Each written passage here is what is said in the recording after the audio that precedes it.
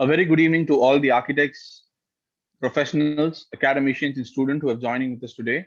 Welcome back to the seventh episode of Future of Architecture, Internships, and Jobs. Future of Architecture started off in 2020 as a one-day webinar. When the pandemic started, we were on the verge of understanding what is pandemic and how it's going to affect the value of architecture as a profession, as a curriculum, and also as a market. And that webinar turned out to be a very interesting platform for architects to share their views. In Future of Architecture 2021, we have decided to make it a weekly event where we interact with an eminent architect from across the country on a very personal note, getting to know the architect, getting to understand and interact with them, and ask them the questions that generally has not been asked to them. And it is not a presentation by the architects, but it's a direct panel interview. It's a live interview that we've been conducting, and we've had a lot of questions. We've had a lot of interactions with eminent architects. So today we have architect Takbir Fatima with us. We're very happy to have you, Takbir. I would like to give a small brief about the event. RVS Chennai, Padmavathy School of Architecture is the host of the event in association with Sushant School of Architecture, Gurugram, and Manipal University, Jaipur.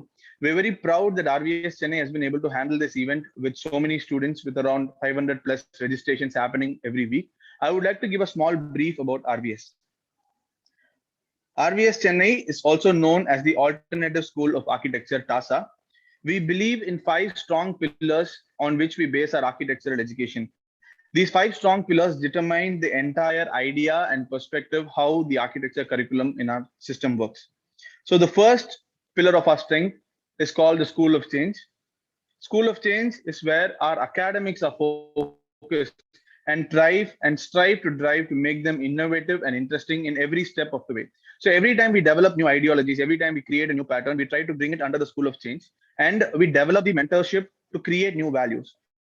The second strong pillar that we have is called the Live Project. The Live Project works in a way that students get involved in direct construction of a project real time. So they spend at least 1 month of every academic year in building a real-time project. We were able to build a library at Surat. We were able to build with an eco-tourism project at Tiruvannamalai. And students in these projects don't work as architects, but they will work as builders, they work as masons, they work as contractors, and they get to understand the translation of a building from paper into a real platform.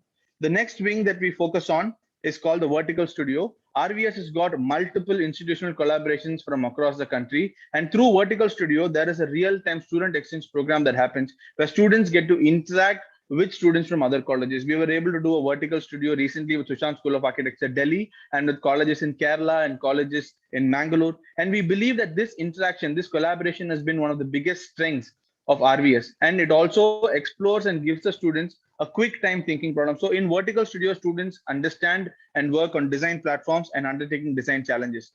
The Summer Winter School is the next pillar, which is a travel-based learning program where architects get to follow their passion. Students choose and work with mentors, architects, exploring different materials, different architectural materials, and also not only in the mainstream fields of architecture, but also in the allied fields of architecture and design. The next pillar and the most important pillar is called the Finishing School, the last and the final pillar. This event is also a program that has been planned by the Finishing School platform, majorly for students to become market ready, industry ready, future ready in a way that they understand. So Finishing School helps bridge the gap between practice and profession. So we conduct special classes, we conduct language programs, we conduct multiple events and activities under the Finishing School for the students to be better equipped. The next thing we have kickstarted is called the Travel Theme Studios. Every year in the first week of an architectural career, the student undergoes a travel. It is called the Travel Theme Studios. We choose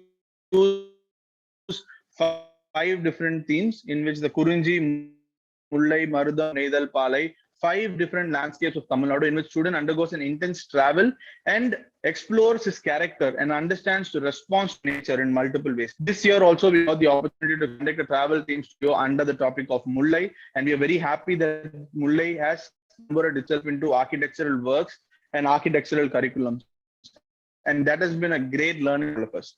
We have been also able to kickstart a combination of agriculture and architecture. We can proudly say that we are India's first architecture college where agriculture is going to be part of the academic curriculum, and it's also going to be taught to the students through the 5 years. So in this 5 years, when a student is going to also become a farmer, he's going to understand that pain and the amount of effort it takes to be an agriculturalist, to be a farmer. And we want that to be integrated within our academic syllabus as well. And we are very proud that this initiative was a spin-off from the students' travel from Marudam. And students initiated this program in this pandemic year, and we are going to be kickstarting this program in full rigor very soon. We also did a recent project with Life Proto Village, a sustainable living community in Andhra. With the project is called the Life Project, where we really understood sustainable living. Students stayed in a place for around 2 to 3 weeks, understanding a different culture or lifestyle, and were able to explore and ideate on the same basis. And they were able to talk and understand what sustainable living is, rather than reading and just writing about it. So that was one of the very interesting projects we were able to complete. We have kickstarted a sustainable nature campus. So our college campus is going to be converted into a sustainable nature campus, where different fields, different materials of architecture is going to be coming in, and we're going to be exploring different materials as we go forward. We also kickstarted the quarantine curriculum as part of this pandemic situation where architectural education evolved. We brought the old school system back. We conducted different avenues and different platforms for architects and students to interact and work. And I think all these details are available in our website. And last, this year, we've also initiated the Center for Design and Innovation, an exclusive space for architects, industries, and institutions to come together, learn, ideate, and innovate in the city of Chennai. So we are very happy that the Center for Design and Innovation is now open to architects, and we've started having discussions, we've started having talks, lectures, and webinars here, and it's going to be open for all public to come and develop and work with us. So that's a small brief about RVS Chennai. Now, today we have with us, like I said, we have architect Takbir Fatima. A small intro about Takbir. Takbir is a good friend. We've been speaking with each other for quite some time.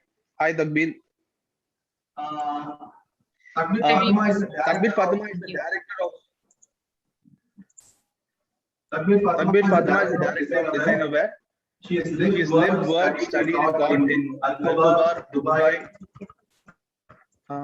I think there's another device.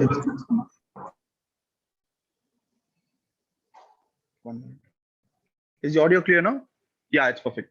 So Takbir Fatima is the director of Design Aware. She has lived, worked, studied, and taught in Al-Kubar, Dubai, Hyderabad, Mumbai, Chennai, and London. Takbir has a BArch from the CSIIT School of Architecture and Planning, Secunderabad, and an MArch in Architecture plus Urbanism from the Design Research Lab at AA School of Architecture, London.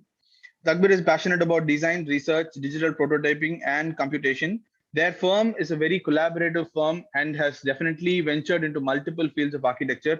I believe the firm doesn't just deal with architecture, but with urbanism, with products, and has always been on the verge of innovation and exploration. Takbir was named the Emerging Architect of the Year 2016 by Grohe NDTV Design and Architecture Awards, and Telangana Young Architect 2016 by the Indian Institute of Architects. We are very happy to have today with us architect Takbir Fatima. A very good evening, Takbir. Hi, good evening. Thank you for inviting me for this event. Yeah, so we're going to be directly getting onto the event because we have quite a lot of questions from students, from architects, from young firms who have all been a part of this event. So the first question that we're going to be asking you is actually to know about Takbir and Design Aware. So the first question is a very simple and it's a very straightforward question. As a young entrepreneur, kindly let us know the story of Design Aware. Right. So the evolution, the process, how did it happen? Because as I have seen your firm, yeah, please. Right. I think that's a good question to start off with. I hope you can hear me well. Yeah, we can hear you. We can hear you. Please go ahead. So yeah, the way I conceived Design Aware was the idea of starting my own firm was something that was always there from the beginning when I was a student. And when I was in my undergrad, I wanted to practice and I wanted to run my own studio and do experimental kind of things. So later when I started to get into the field and get into actual working on different projects, that's when I realized that I need a master's and I need more exposure and to be able to learn what else is out there. So that's when I joined the AA, the Design Research Lab. So during one of these, London winters when everything was shut down and there was nowhere to go, I had access to the digital prototyping lab at the AA. So that's when I kind of came up with this idea of design aware, because I started to design wearables, and so it kind of sounds like designer wear. So that's where the kind of wordplay comes in. But yeah, the idea was to design things which, there was no set typology that we wanted to focus on. So we wanted to design everything. We wanted to design all kinds of things across different disciplines, across different scales, and not really specialize in a particular type of design or something like that. So that's when Designwear was conceived. And then being really focused and driven by social sort of responsibility. Because of this principle that we've carried with us from the very beginning, I felt that moving to India would provide a great opportunity to be able to, create projects or work on projects that were more community building and more socially responsible projects. So that's the whole journey of how it began. And then we started to expand more into different kinds of collaborative efforts and collaborations with different, different professionals in different disciplines. So that's how it's been evolving. See, as a firm, I have seen the firm venture into so many avenues, try so many things, but you've always constantly engaged with students, in conducting workshops. And that has been an integral part of how the firm is also, known for its kind of exploration with the students. So from your experience in the past few years of setting up a firm and running it, what would you say is the core value, of your firm, the core value or the core philosophy that you think that the firm has been, evolving itself around? I think it's more about always being open to learning. So we're always learning and growing and trying new things. I think that's something that has always been driving our work and will continue to drive us to different kinds of projects that we do. So we're always keen on doing something that is experimental and that also that serves the community. But the major thing I would say is kind of raising awareness and also being aware ourselves, learning new things and sort of adapting and evolving as we go further. So the kind of growth that the firm has undergone, were you able to, when you started the firm, did you envision this kind of, growth or, because I'm just asking this from a very young entrepreneur point of view, many young firms point of view, where did you perceive this kind of an expansion that you currently have with so many different avenues? Or was it just, on the go, random, or it just happened on itself? Yeah, I didn't have, it's really difficult to map out things that are going to happen along the way. I didn't really clearly know that this is where we're going to be in 5 years down the line or something like that. But definitely we are, really ambitious. We are really interested in trying out new things. And we don't like to say no, or, maybe that wouldn't work if we. I can't hear you. Sorry, I think it got muted. So I think our constant effort has been towards trying things that we feel that may not work. So we're like, okay, this may not work, but let's try it anyway. And that's how we've sort of been able to do so many things which are surprising to us as well. So we haven't really, not every step of the journey can be mapped out, but I think it's the principles that remain. So we have our core sort of driving principles that are always in place, and we don't compromise on those, but we compromise on the avenue or the ways that we can reach them. So we're okay with sort of being flexible about how to get there, and being flexible and open about new ways or new opportunities. But yeah, I think the core driving principles are the same, and those are the things that we defined beforehand. And of course, they also keep evolving and get refined as time goes by, and with experience, of course. Like you said, the firm has been so much about awareness and trying to focus towards the future. So the next question is about what, I'm just going to screen the next question for you. Do you think architects have the power to change the world. Definitely. I think I don't think the change happens with one individual or a small group of individuals. It's kind of, you need to have a large network who believes in a certain driving sort of principles or aims that they have together. Every person is a small little cog in this large machine that is, or the network that is there. So I definitely think architects will play a major role, especially when it comes to the environment, when it comes to politics, and when it comes to inclusivity and sort of serving underserved groups of people. I think the vision of an architect is really important, and I wouldn't say a single architect. I would say a group of architects working together, working maybe collaboratively, maybe independently. But I definitely think that when it comes to especially social responsibility, I think architects have a say, and we have, we can propose certain changes, which will, it's all about incremental change, right? So you can propose smaller changes, which then come together and then create a larger impact. And that happens also when, you're talking about making you have a vision, and you're sort of trying to achieve that vision by making these small changes and small steps. So I think an architect is a visionary rather than just being a problem solver. We are problem solvers as well, but we are more visionaries in that we can predict, or we can kind of project what could happen in the future, and that's something that we need to be able to share with the world. And that's how I think you can create change. So there's a lot of projects which call for vision, such as maybe public housing or social housing projects, like which are educational initiatives as well as schools and projects which to the decision makers or the stakeholders, they may not have the vision, but the architect has a greater vision and is able to contribute much further to such projects, and as well as public projects and larger schemes as well.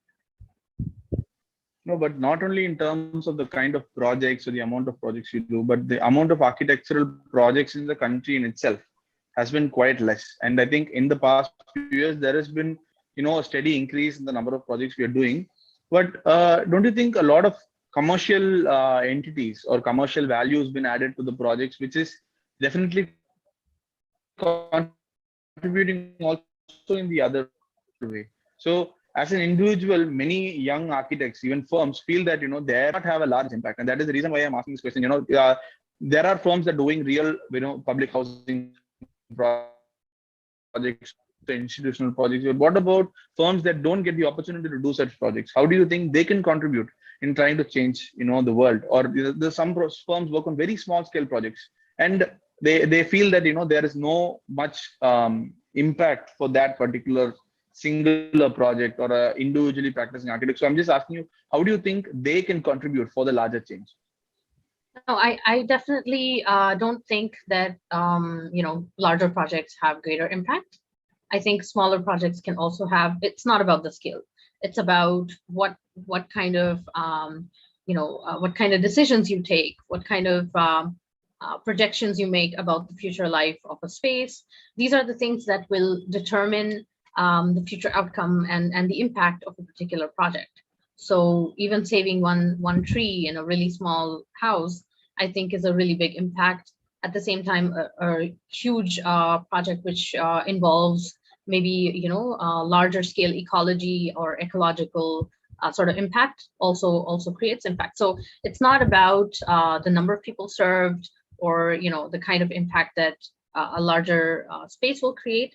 I think when it comes to even doing what people call commercial projects, I believe all projects are commercial projects, because we're not really, unless you've decided to be, you're not really you're not working as a pro bono entity all the time, right? So architects are professionals, and we need to be compensated fairly for the work that we do, just like every professional or every worker, any worker who is working needs to be compensated for whatever work they've done. and fairly compensated. So architects need to be compensated that way as well, even if we are working on social initiatives and projects for the government or projects for NGOs, we still obviously should be compensated. So that's something that is, there's no two ways about it. But when it comes to impact, I think it's even small projects can create greater impact. Even projects that, even if you're doing a mall, you can reduce the carbon footprint of the mall and you're creating a great impact. You can, if you're designing an office building, maybe you can create spaces of interaction that allow people to come together and interact rather than just being in their cubicles. Of course, the design of office spaces really is undergoing a drastic change now and a sort of revolution, but also including green spaces and, creating sort of semi-open spaces and also spaces that can be passively cooled, because there's a lot of air conditioning that is used in office buildings that are completely cut off from the outside world. So they're just glass boxes with air conditioning inside them. So it's about how you design certain spaces that create a larger impact. So the impact can be environmental, it can be social, it can be psychological to the people using it. So it doesn't necessarily mean that you have to do public projects or social, social responsibility based projects or community building projects to be able to create an impact and serve humanity, let's say. No, actually, this is quite, nice that you framed it into another spectrum of discussion about commercial architecture. That was one of the questions. I'm not going to be asking that because you've already cleared it. You mentioned that all architecture projects have to be commercial, but this trend of calling something commercial and trying to escape or probably not be really responsible about that building is what is setting this wrong tone. So when we look at all architecture as commercial, then responsibility is across. Any building you build, we have to be responsible, and we definitely have a lot of contribution and impact that can be made even with a small building. So I think that's quite well put, and it came out automatically. So I'm going to go to the next question. I think the next question is from a young firm, I think should be, where they have actually asked, can you elaborate on one of the worst phases that your firm endured? I think the question has multiple ways, because many people have faced really tough situations, and found really difficult choices financially, when the team is not together or when someone is, moving out of the job. So can you just share something personal from your firm's, the timeline, which will definitely inspire us to look at, a tough phase or a difficult phase? I think it's universally, it's been the pandemic, right? It's been since last year, things have been really sort of unpredictable. So it's difficult to plan for the future so much. Maybe you're able to have longer term plans, but just in the near future, things are so volatile and they're changing every day. So you don't know what's going to happen next. So that's been that uncertainty, because I'm a control freak. It's that uncertainty that is kind of really difficult to deal with. And that's something that I think we need to become really comfortable with in order to evolve and in order to grow. So I think that this last year has, or the last 2 years almost, have taught us that we need to become comfortable with uncertainty and be able to sort of adapt and sort of tweak our ways of doing things and sort of pivot, as they say in the startup sort of culture, where you something's not working, you need to pivot and take a different route to make things happen. So you need to be comfortable with that. So specifically for us, our studio last year, we in Hyderabad, our main studio is located in Hyderabad, and Hyderabad, apart from the pandemic, it faced a really huge flood, which was the biggest one in over 100 years.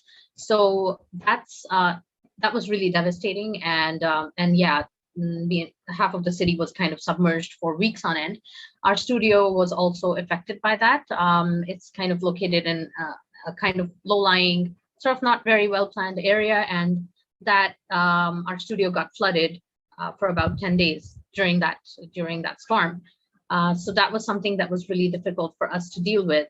And that's but the lesson that's learned from that is that you can just throw out things and you can start afresh. And it's almost like a decluttering of the mind as well. So you're throwing out things which you which have been occupying your mind, and then you're starting with a fresh slate, like a tabula rasa, which really, I think that's the opportunity that we saw from there. But yeah, I think everybody and us as well are still kind of struggling a little bit with the uncertainty of the pandemic. And I think that's something that only time will tell how we come out of it, because we're just trying to, as I said earlier, pivot and see different ways of working, and different ways of sort of creating value, rather than the traditional way of sort of waiting for commissions from somebody who's maybe building a house or building some commercial building, and then they're approaching us and sort of trying to give us a project or commissioning us. That's just one way. So I think diversifying your ways of working, that's really important, because when one way that you have stops, you need to have another way. So we have other things that we do as well. We work with larger companies like Facebook. We've also been approached by Kia Motors. So we do work with other companies that are that may not be so impacted by the pandemic. On the other hand, we also work on a lot of educational initiatives, as you mentioned earlier. So these are different things that we've been focusing on, rather than construction or projects that would be built because construction activity was halted for such a long time. No, I think it's you put it very well. So the uncertainty is something that we all have to accept and develop an idea. We're still going through it. So yeah, so I think guys, all of you should definitely start taking uncertainty into the picture and planning it. But I didn't know about your studio being affected by the flood. So, and decluttering our mind in the way that you said, I think guys, there's so much forward to look forward to, and we should definitely look and hope and ideate towards a better let's look at everything positively. I think that's what we should definitely be looking at. So I'm going to be asking the next question. It's something about the power of change, but it's very personally asked to you. So yeah, 1 minute.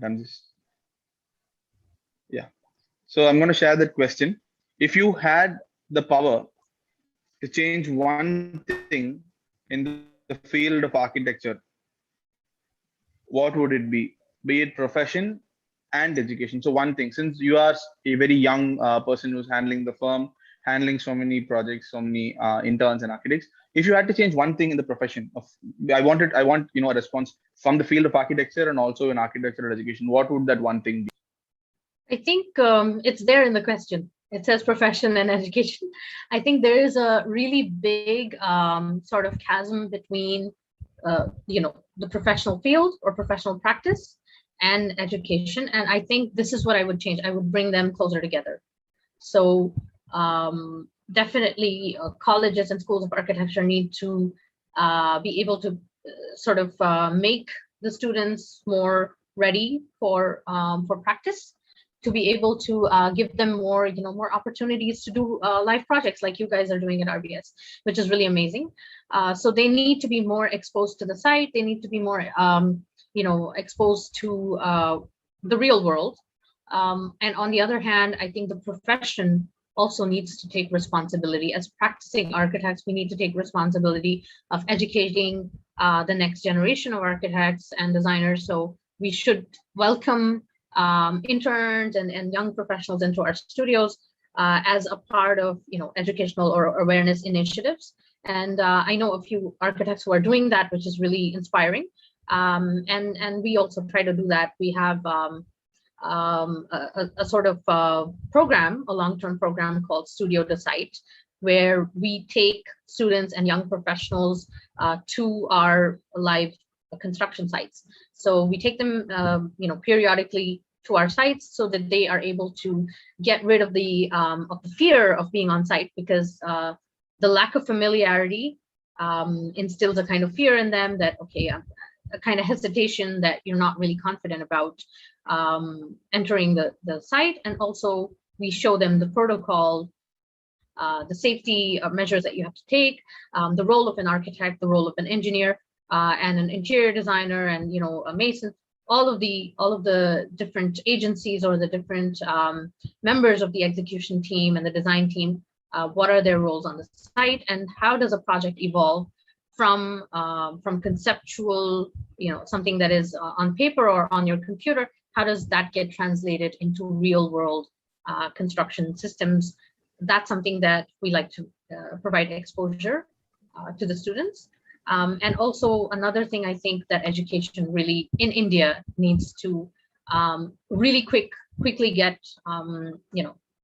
get on board with is to create workshops and fabrication facilities on campus. Every single campus or every single architecture school needs to have fabrication facilities, and the students need to be taught how to translate their concepts into tangible, objects and tangible spaces or models and prototypes. And also they will be able to learn about materiality, and they'll be able to learn about scale. These are different things that are really lacking when we're stuck with the conceptual, and we don't know how fabrication works, and we don't know how a material will respond to a particular manipulation, or so we need to know all of these things. The students need to know. They need to be hands-on, and a lot of innovation happens in these kind of labs. So I've been the School of Architecture that I've been involved with, that I've connected with. I've been trying to get them to build at least a small fabrication or fab lab facility for the students. Nice. I think both profession and education are equally responsible for the kind of architecture that we produce and the kind of architects that are being delivered into the society. I have, in continuation to that, the education is also quite stressed. It's quite elaborate, the kind of examination patterns that we have, and you've got the exposure of doing your bachelor's here and your master's somewhere else, abroad. So what do you think is the difference, in the kind of approach to our education? Do you think something, I'm asking, as an academician, since we also have teachers who are listening to this event and, who are going to be looking at it. So I just ask, what would be your suggestion to teachers in the way, like the Fab Lab is really a great idea. The kind of investment, it's not going to take much, but it can definitely be brought in. But again, the kind of people who know how to handle it, the kind of technicians, the technical expertise, all that comes in. But in terms of the education system itself, to bridge this gap to young teachers, what do you think they should do? Yeah, I think definitely teachers, tutors, they need to kind of equip themselves with the same skill sets. So especially in the last year, we've seen that students are looking outside of colleges. They're looking outside of their schools to be able to upskill. And they're learning, especially things like modeling software and computation and, programming. These are the things, and also digital fabrication in many cases. Students are looking outside of their schools, which is really great because you need to look outside your studio and your classroom to be able to learn a lot of things, and most of the learnings happen outside of the confines of the formal education system. But I think the education system needs to step up.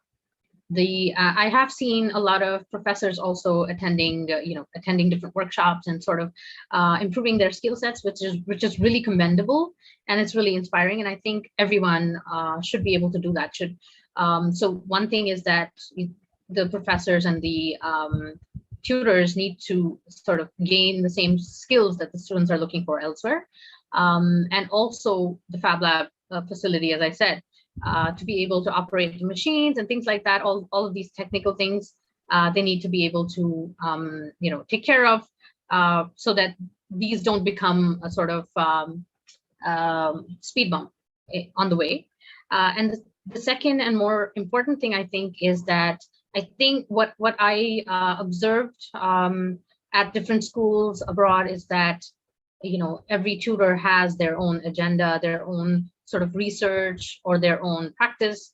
And I think tutors really need to have something that really drives them. And then they can involve the students in that as well. And that really makes for a completely next level experience for both the tutors and the students. So, if you're participating in competitions or you're doing some sort of research on the side, and things obviously related to the field, which are beneficial to the students as well. And the students help, help the tutors make it a reality.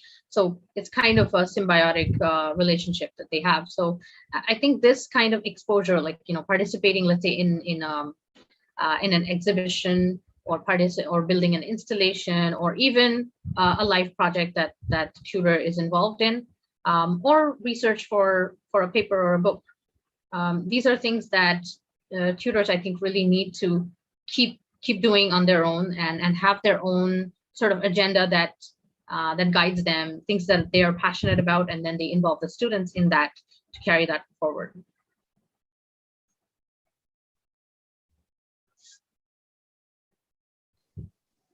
Nice.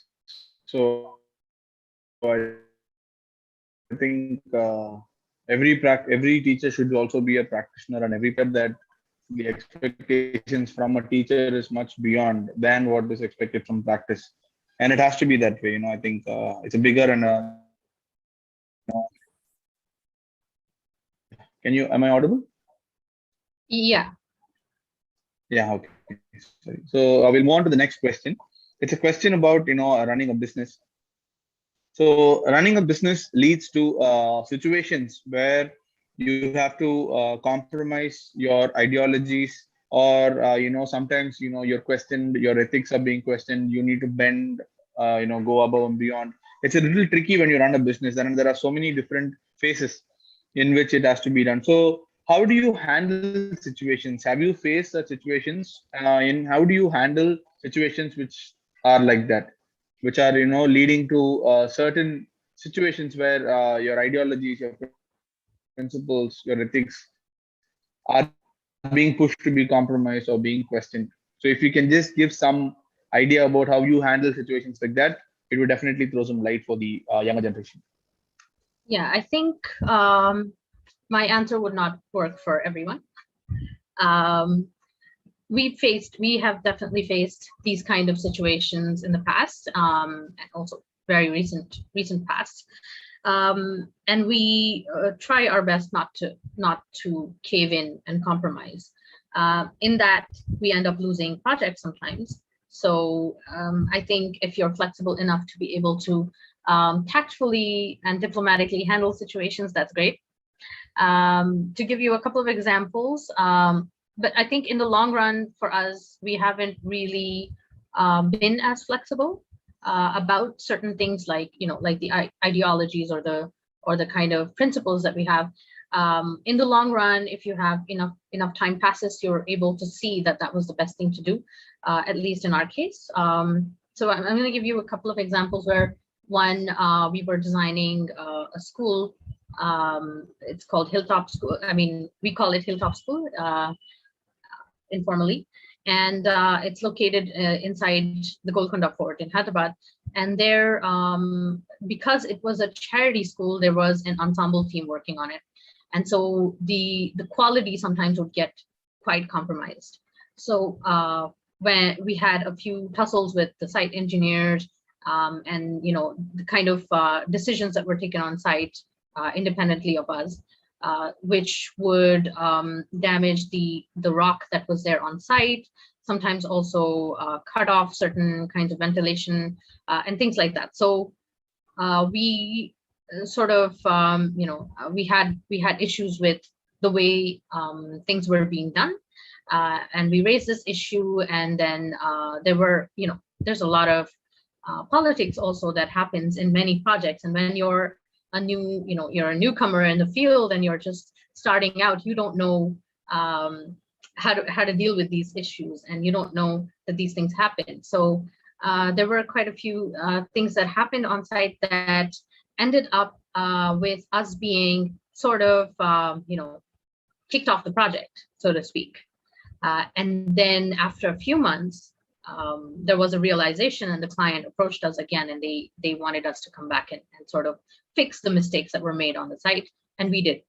So if you wait long enough and you have the patience to wait long term, and you're able to see that, you're able to give people time to see that they might have reacted in a different way than they should have.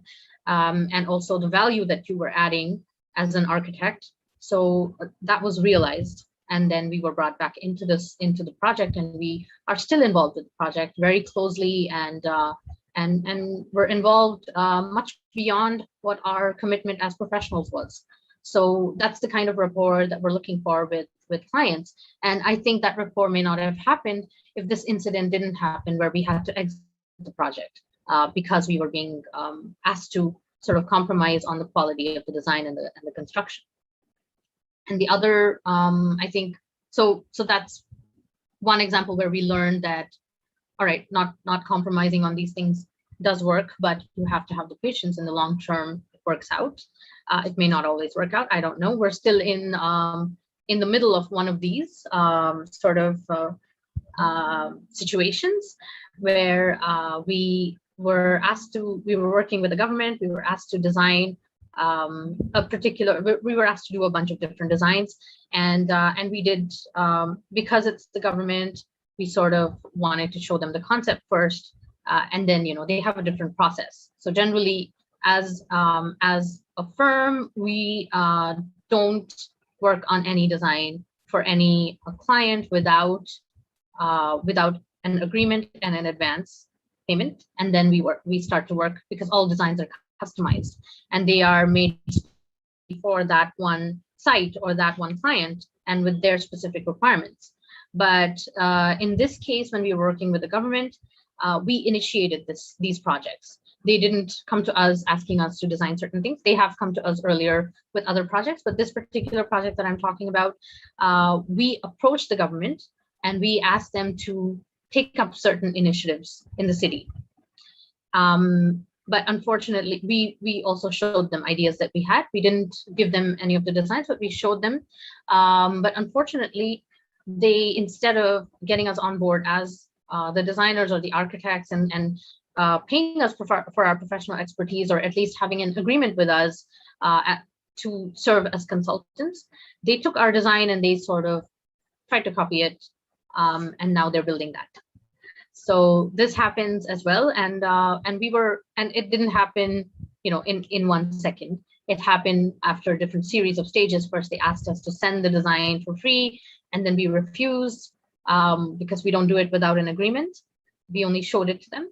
So after that, it was kind of, they started to construct it based on their closest estimate to sort of copy the design. So this is something that that is completely, obviously, I would say, unethical. But at some point, I think you have to make a decision.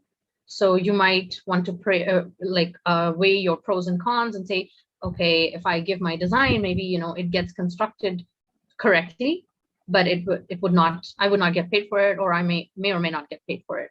But it would get probably properly constructed. Or maybe that would not happen either. So that's something that you can't really predict. So you're always put with this, sort of fork in the road where you have to choose one or the other path. And there's no way that you can understand what would happen if you had chosen the other path. So these are really tough decisions that we have to make. We don't know what's going to happen in the future with that design. So let's see, we're still in the middle of it. It's still under construction. So I think it's very, very different examples, and definitely, compromise is something that has been rooted because of the various norms and because of the various situations. And there is this culture, where architects have to undergo or reduce their fees and being pushed to certain limitations where they either give in or they don't. But Takbir was just saying, I think all the young firms and young practitioners, I think if you stick to your principles and if you definitely have thought ahead, and if you can be don't compromise on your ethics, definitely there's going to be a good credit for it. Because I think the Hilltop School is what Takbir spoke about, and that has fetched so many awards and so much recognition for the firm, if I'm not wrong, correct? Yeah. So it's really nice that it's when you stick with what you believe in. Definitely, yeah, it definitely takes time. So nothing's going to come fast. So I think have the patience, and definitely there's going to be so much we can learn from each other, and we can also contribute well. So I'm going on to the next question, shortage of time, because we had 2-3 interesting questions which I thought I'll ask in the middle. So the next question is, every architect has their own style, their identity, something that they always come up with a character. And your attire has been your identity. So how do you react to that? Do you think it is a positive? Do you think you really, you're okay with it? Because this is a question, or it came out as a statement from one of the students, because this attire has been your identity and your style. So how do you react to this? This actually is the first time that I'm kind of hearing this about me specifically, that my attire is my identity. I don't know. I have a very multi-layered identity, so that's not the only thing that defines my identity. But maybe, these things I think get subconsciously sort of embedded into people, because you hear things like you can identify these people by their clothes. So when you hear things like that, and that's something that is a common narrative in our country today, you start to notice the clothes. Because I've never heard anyone asking this question before, or talking about it before. So I don't think, as an architect, your attire sort of determines what kind of work you do. So for me, it's never been something that is, it's something that is not something that I think about constantly. Yeah, but I think the question also, probably the mindset was, it's also stylish. It's also, I think they're looking at it because the kind of way it came. So it's become like your style statement. I think that's what they're trying to say. So that's, I think, I definitely think that's how they wanted to put it. So I don't know. That's probably something that I think everybody has their own style, but I think it's more about, when it comes to style, the word style, I think about your style when you're designing something. I don't really think about your style of how you present yourself. That's something that is, that's not something that I pay too much attention to. But yeah, if that's, it's kind of surprising for me. no, but I'm not looking at it as an identity, but I'm asking. Every architect is always, adorned their, their persona in a very interesting way. Some of them have created. So you think the identity of an architect should be their buildings, but the way they carry themselves, their approach, or the kind of, the dress they wear, or the kind of jewelry. Because, for example, architects like Zaha, or some of the architects are known for their glasses. So, it's something that I think is very interesting and stylish, is what I feel. But what do you think about it? I don't think about it so much. I mean, I think it's definitely the kind of selection of things that you wear. Definitely that is determined by probably the kind of, I like geometry. So a lot of geometric sort of things do get seeped into what I wear and what, things that I choose. Yeah. So anyways, thank you for taking that question quite lightly, and we'll go on to the next one. That's something also I think is very, very important, the way the question had come to us. So I'm going to be asking it exactly how we received the question. As a female architect, what are the challenges you have faced in setting up your own firm? I think, this question is it's kind of not so relevant anymore, because we're not living in 1950 anymore. I'm not the first female architect. And I think different from, what differentiates me from a male architect is that as a female architect, I get asked this question, and a male architect doesn't get asked this question at all. That's the major difference. So if I were a male architect, I wouldn't get this question. No, but okay. So that's perfect. It makes so much sense that a male architect would not receive this question. But I'm asking, we have seen, women architects setting their own firms and establishing themselves. The number of architecture firms headed by women have increased in the last few years. So is there specifically something that, because everywhere, the number of Pritzker Prize winners, or even the number of architecture firms, and you see so many male architects take the lead. But in controversy to that, in complete contrast to that, the current trend is there are many young, women who are joining for the course of architecture. So the number of students who are joining architecture the ratio between boys and girls are more. That's how the statistics is currently for the past few years. So this trend is changing and shifting. So how did you feel? The question I think is about, was there anything that you felt, there are very few firms which women architects are leading in the country, and that trend is changing. It's definitely changing. So that's something that I thought, you could even comment about. I think when it comes to the number of women in the profession, I think this is something that has been researched quite a lot. So people will have to, whoever's asking the question, they need to probably do some research about the background of this, because it's not a very offhanded question. It's a pretty loaded question with a lot of background to it. So this is some research. I think a lot of exposure is needed, and sort of try to understand the trends and try to understand the systems that are in place that were not allowing maybe before women to succeed as much. And today there are certain systems that are in place that are maybe allowing more women to succeed. I don't know, but this is something that has been researched quite a bit. And this trend, I think, of women joining architecture as students, being more in number in the class, or you have a 50-50 ratio, or you have girls who are more in number who join architecture. This has been there for maybe the last 25 to 30 years.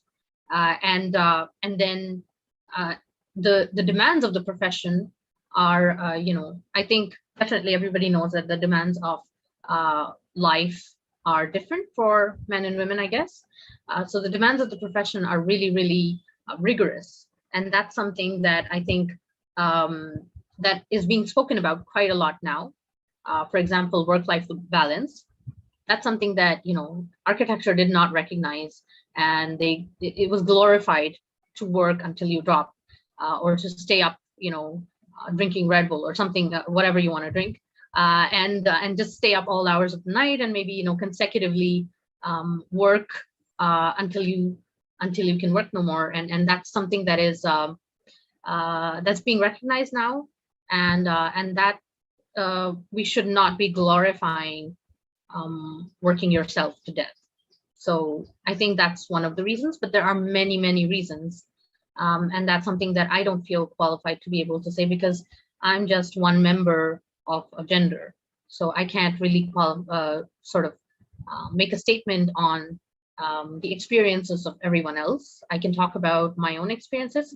And for me, I think I am definitely privileged in that I've not been subjected to any sort of obstacles, special obstacles that are gender specific, or maybe I didn't notice. I don't know. So that's something that I'm not really, I don't find it so relevant to talk about when it comes to my personal work. But yeah, the discourse is important because, as you mentioned, there are a lot of students who are female, but then later they don't join the workforce as architects as much. And the last few years, people are starting to start their own firms. There are a lot of women founders, which is really great. But I think that's sort of demographic, socio-cultural kind of research that is being done on that. So I wouldn't be able to comment so much on that. It's really great to see that there are more women founders, definitely. One thing I would say is that when I was a student, or when I was a young architect working, all my previous bosses were male. And sometimes, mentorship is really important. And I've had mentorship. I think it was, I've had mentors regardless of gender. But I do believe that there are cases when men will mentor young men more. And then, so there are probably now, because there is a generation of women who have been architects, they might be mentoring other women as well. I don't know, this is just a speculation. But yeah, in our studio, we like to keep it more, we like to sort of have a more diverse sort of environment. So our studio culture is such that we're looking for diversity and looking for people from different parts of the country or the world, people from different backgrounds and who have different ways of thinking. So diversity is really important to us. Nice. Thank you. Thank you. That was, it's something that, I don't think any single person can comment very easily on, but definitely I think we should recognize the current trend and the change. So I'm going to go to the next question, which is very architectural again. What is your view on the current rating systems for green buildings? Yeah, I think more than the rating systems, I think it's more about how you interpret it, because there is a trend of just trying to get the rating and trying to just tick off certain things to be able to achieve a green rating for your building, and trying to do the most easiest things by maybe selecting certain materials which are really expensive. At the same time, they are approved by the IGBC, or so all of these things are, I think there are a lot of loopholes that people go through to achieve the rating. I think that sustainability and green cannot be something of an add-on to any particular building. At the end of it, you're just trying to add on and get the rating. That's just like getting good marks in exams. That's the approach. But I think what's really important is the learning part of it, right? When it comes to exams, or when it comes to education. In the same way, the aspect of designing from scratch, when you're designing from the very beginning, you need to have sustainability and accessibility as an integral part of your design. So natural ventilation, passive cooling, accessible spaces, all of these things are really important to be a part of the design. And you will, at the end of it, probably you'll get a green rating based on these aspects. So for our school design, we've got a silver rating, IGBC, as a green school. So the way that we approached it was not to think of all the criteria that is required, but to think of all the principles that we want to keep in place. And so, respect to the heritage, because it's inside the fort, respect to the natural heritage as well, because we didn't break or blast any of the existing rocks on site. We decided not to cut a single tree. And once the building was constructed, the school itself is being run with these practices in mind.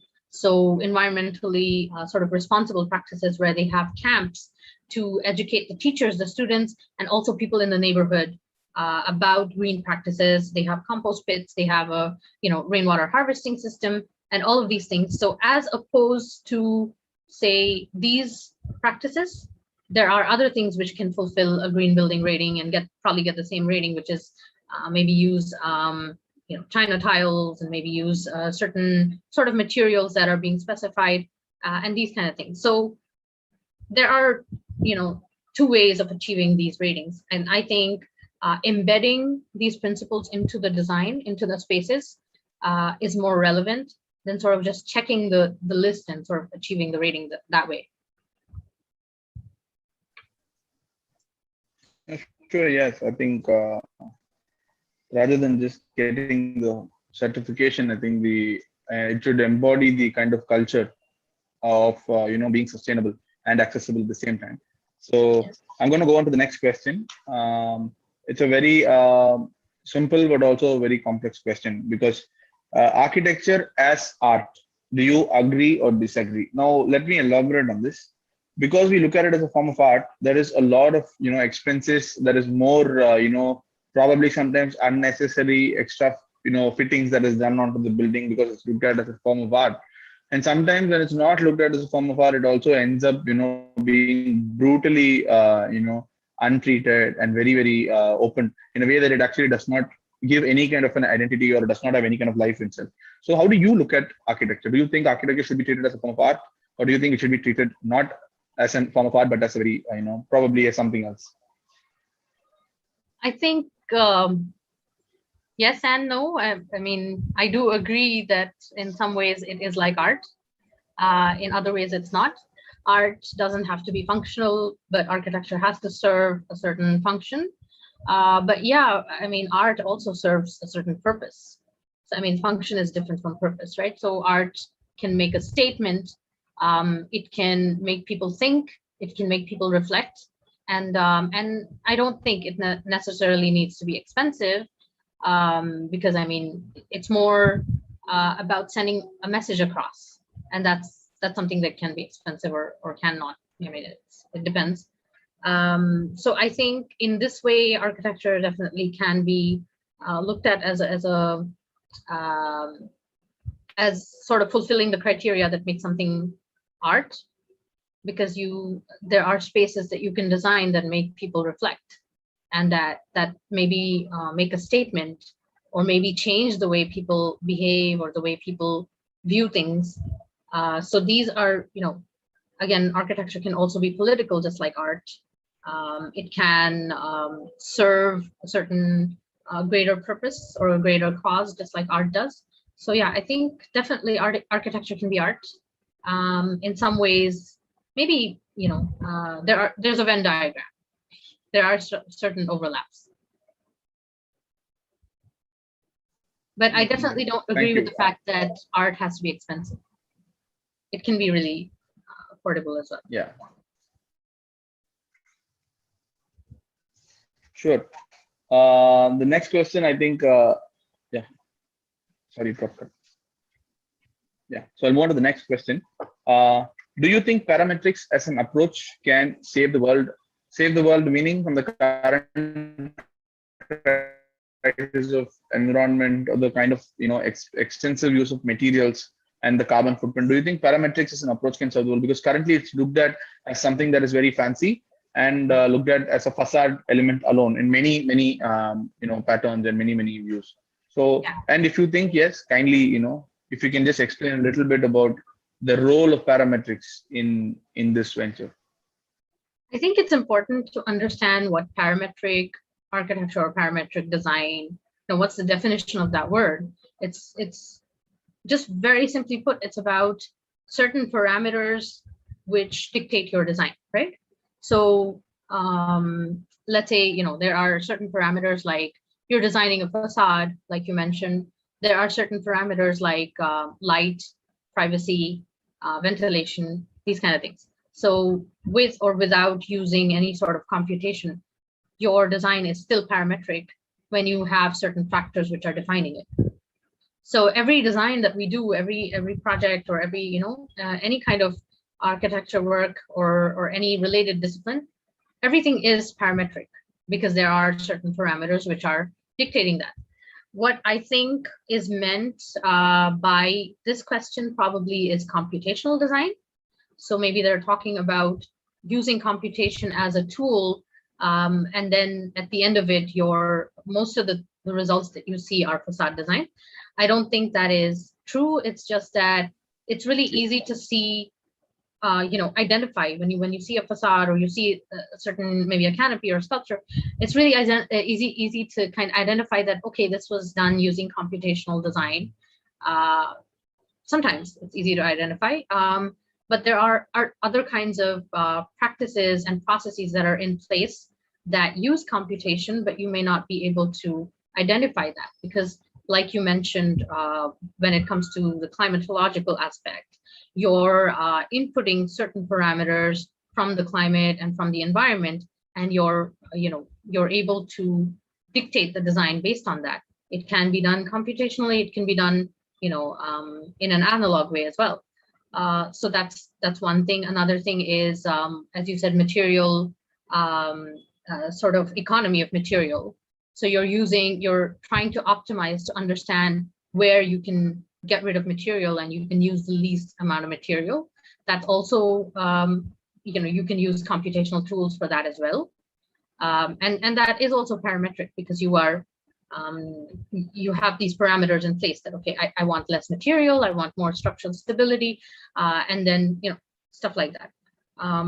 Also, when it comes to, I think, as I mentioned, performance.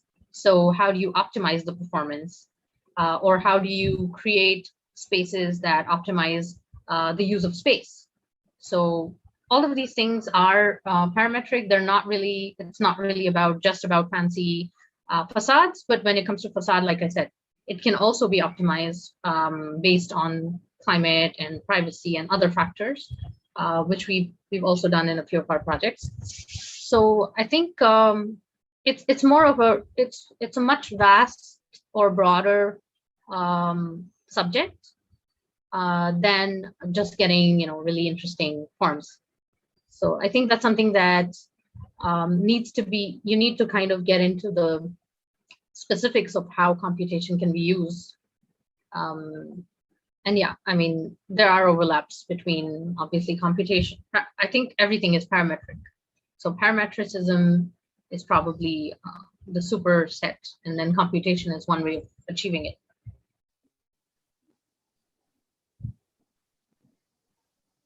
Thank you for actually clarifying the actual, meaning of what parametrics is and the difference between computational design as well. So that's quite important and interesting for everyone to know. So I'm going to come to the last part of this entire, session, because we've come to the end of it. I have one more question, which has come from quite a lot of few interns and students.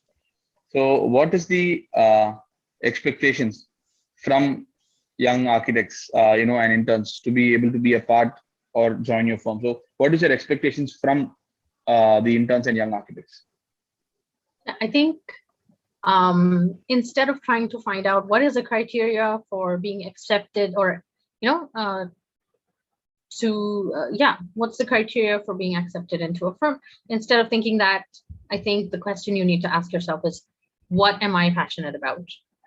And then find a firm that echoes those passions, not the other way around. So it's really important to find places that echo your principles, that echo your passion, that will allow you to develop the skills that you want, that allow you to do the kind of work that you want. And this is something that I'm speaking about from experience. When a firm doesn't match your what you like to do, and what are the things that drive you, you're going to be very disappointed. You're not going to enjoy your work.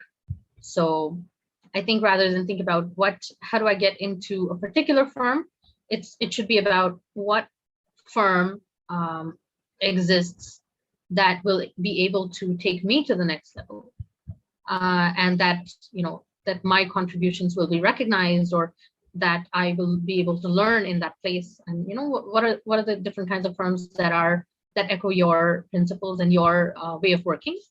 That's really important. When it comes to our firm, we like to look for people who are kind of on the same sort of way of thinking, and they also have the same vision as our firm. We like to have, especially when it comes to interns, we like to have people from in our studio who will work on their own. We have something called passion projects. So we want interns to be able to work on their own independent projects at the same time while doing their internship, because internship is a lot of grunt work. It's a lot of, that's the one time I would say that, probably you don't need to think about work-life balance during that small period of time, because you need to really gain as much as possible during that time. So I did it, and other people have done it, where you think, okay, this is a very short period of time, and I'm going to try to get as much as possible out of it. So that's something that, it's a limited time period. That's not how you should live your life. But I think during this limited time period, you need to really make the most of it. So definitely internship is about learning a lot of skills which you haven't learned in college. Also working on maybe a lot of different projects and a lot of different things which have real world implications.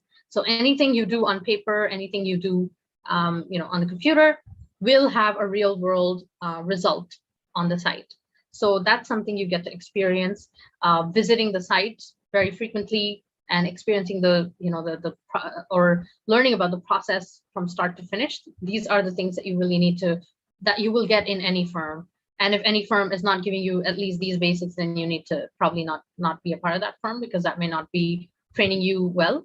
And the word training itself is like, it's like the military. You're getting trained in a very rigorous kind of manner. So that's something you need to be aware that you're signing up for this rigorous training. Apart from that, in our studio, we like to encourage interns to do their own sort of passion projects, which is, we know that in the short period of time that they are doing their internship, we may not be able to provide them with things that excite them, because they might join us in the middle of a project where we're only doing working drawings, or we're only having site visits. So not every project has the conceptual stage going on, which is the most, probably for most interns, that would be the most exciting stage. So that's why we like to encourage them to come up with a sort of mini thesis, where they come up with the sort of a topic. Maybe it might be research, it might be architecture related, or it might be related to another discipline with certain overlaps with architecture. So it's completely open-ended and open to them to develop the brief and sort of carry forward and create this passion project that will form a part of their portfolio during their internship. And that's how, because when I was an intern, I felt really disengaged from the kind of work that was going on. Only when there was conceptual work, or there was, making models and developing designs, I felt really engaged and really interested. When there were things like, just redoing, and I think this is probably a meme or something, where you have to do toilet designs, you have to do toilet drawings. Every intern has to work on toilets over and over and over. So these kind of things obviously don't engage all of your brain, and that's a part of the training. So we also want interns to be excited about getting up every day, be inspired. And also in our studio, we have a culture of entrepreneurship. So we like to encourage them to think of things that they want to do on their own. So self-driven, self-starter kind of projects. And a lot of our former members have also become entrepreneurs. They're doing many different things, and not necessarily running architecture firms, but also doing other things like writing and running startups of their own, and also participating in Comic-Con or whatever. So winning winning at different aspects of life in related fields, and some of them have also gotten into animation and things like that. So it's not necessary to map out your journey as an architect who designs buildings and then go on that track. If you're interested in something else that is related, that gives you joy, I think that's really important. So we do encourage that, and we're really proud that our former members have also gotten into different fields, and they are they found fulfillment in different fields that they chose for themselves after our studio. Nice. Thank you, Takbir. I think that's a very interesting take on internship. The passion project sounds exciting, and I think every architecture firm has their own way to engage, with interns and young architects. And I'm very happy to also know that there are so many entrepreneurs who've come out of the firm. So congrats on that as well. Thanks a lot for spending time with us today. I think it was a very interesting and an engaging conversation, and knowing, not just the projects, but to know about how the firm works, and the firm's philosophy and the logic, and also more about you. So I would like to really thank you for spending time with us today, and taking all the questions lightly, and giving us your very honest answers about how we could handle it. And I'm definitely sure that all the questions and the interaction was helpful for students, the academicians, and all the architects who are a part of the Future of Architecture program. So thank you, Takbir, for being a part of the event. Thank you for inviting me. It's been a pleasure, and happy to learn about RVS as well. And I hope this was informative and useful to whoever was. Yeah, very informative. It was very helpful. And I would like to invite you, when you come to Chennai, to our Center for Design and Innovation, whenever you come down to Chennai, so that we would be very happy to take things forward and see how we can work together and collaborate. So it's an open invitation. Anytime you come to Chennai, please feel free to come here. Yeah, I'll take you up on that. I'll be happy to come. Yeah. Thank you, Takbir, and thank you all for being a part of the program. Thank you. Bye.